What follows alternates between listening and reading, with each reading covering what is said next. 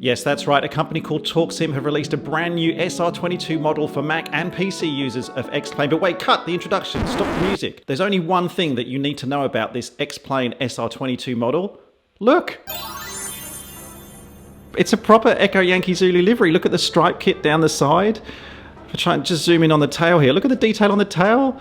There's my Australian flag, the Aboriginal flag below it as well. Even the stripe kit down there on the fairings, or the wheel pants as you crazy people call them in America. I love this. I've got it stationed at London City Airport. I thought what we'd do is jump inside today and do a proper review of this new SR22. I know I sometimes do some silly things with flight sims here on the channel, but I really wanted to look at this realistically and say, well, can you use this model? Should you pay to download it if you want to do flight training virtually at home if you are flying something like an SR22? This is the G3 model. You'll see the layout's a little bit different to what I'm used to in Echo Yankee Zulu. So I have my cup of tea, I have my Tim Tam, I'm ready to go. Oh, also, this is very exciting. I'm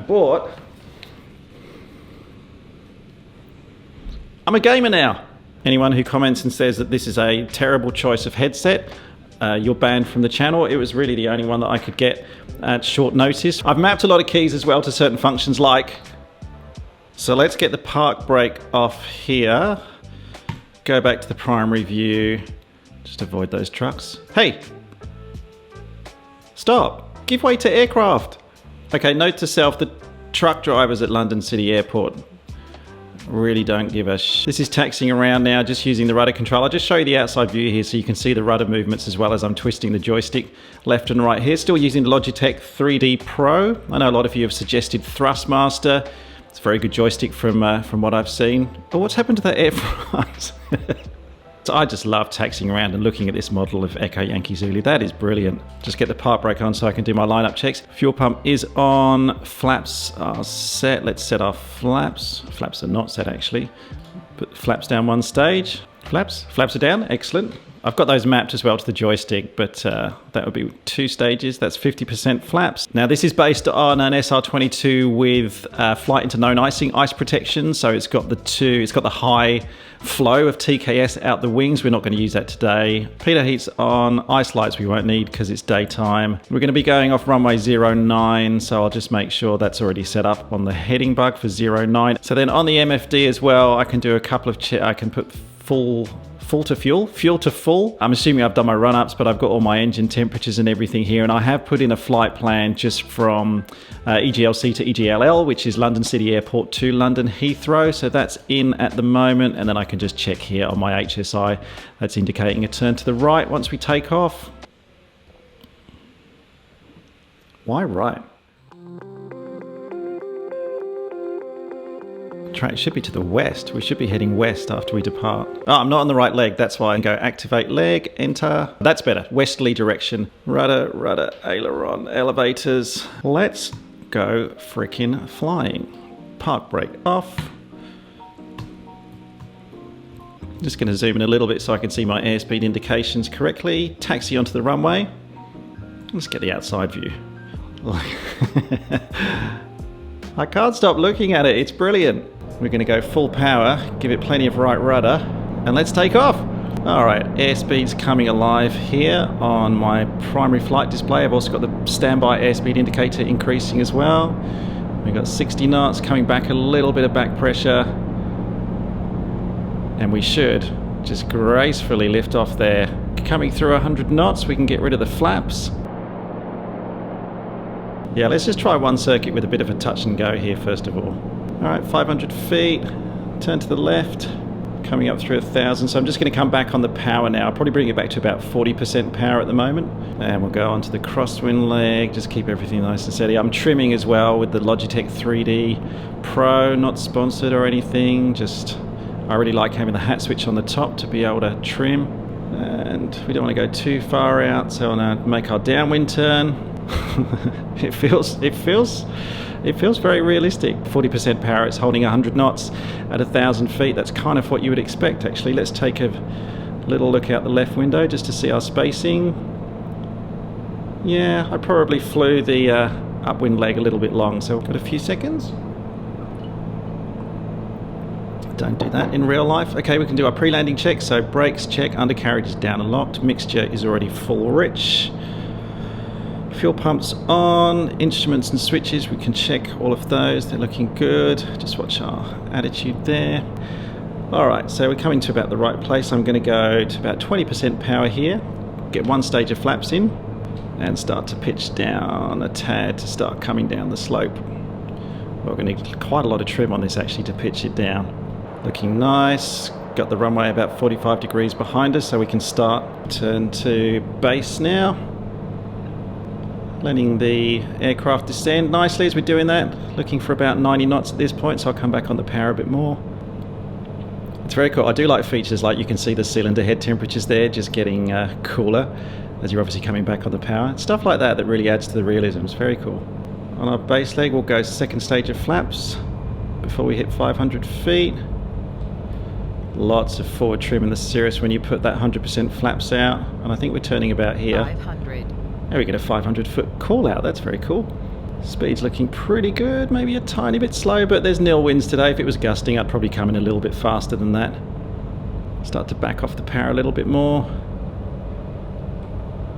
Looking for 78 over the threshold, so I'm going to come right back on the power now. Raising the nose just to bleed the airspeed off. Flare, hold it off, hold it off, hold it off, hold it off, hold it off. Squeak, a little bit off the center line there, but that's okay, we can fix that. It's a nice wide runway. On the brakes, and come to a stop on the runway. That's really realistic, that's very good. In terms of the interiors of the aircraft, well, I've shown you the kind of cockpit area. That's all very realistic. You can see, you know, rudder pedal movement and everything, yoke movement. But the interior, it looks really good. It looks really realistic. I mean, that view out the right-hand window, even things like the stickers on the window look exactly like what I'm used to seeing. Even down to things like you've got your fire extinguisher down here by your legs. This is fitted with an oxygen system as well, which again, Echo Yankee Zulu, I only have the portable one that sits on the back of the seat, but you've got an oxygen system. I've also got a toga button, the takeoff go around button, which is here underneath the throttle. Really useful when I've used that before with the Cirrus Perspective Garmin system as well. That's a really nice feature, especially on those instrument approaches when you're doing a coupled instrument approach. I think those are kind of the main differences. All right, enough talk. Let's play with the autopilot for a bit. So I would have planned that I've got enough runway, but I'm just going to assume I've got enough runway. Let's just do a quick lineup check. So fuel pump. Again, we'll do that fisty check again. So fuel pump goes on, flaps are set. Nope, they're at 100%, so flaps to 50%. Instruments, all good. Switches, got our flight plan in, transponder, don't really. We'll just take off on the left side of the runway, that's cool. So let's get us around to a heading of about 230 to pick up the track and 2,000 feet. And then once we're established, let's stick the autopilot on and see how it flies to Heathrow.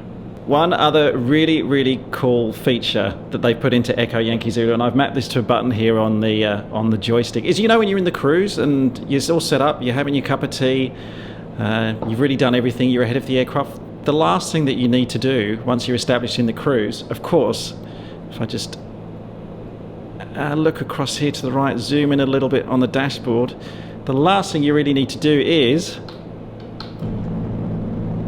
Oh, that's the door. I didn't do that on purpose. This is cool though. You can fly with the door open.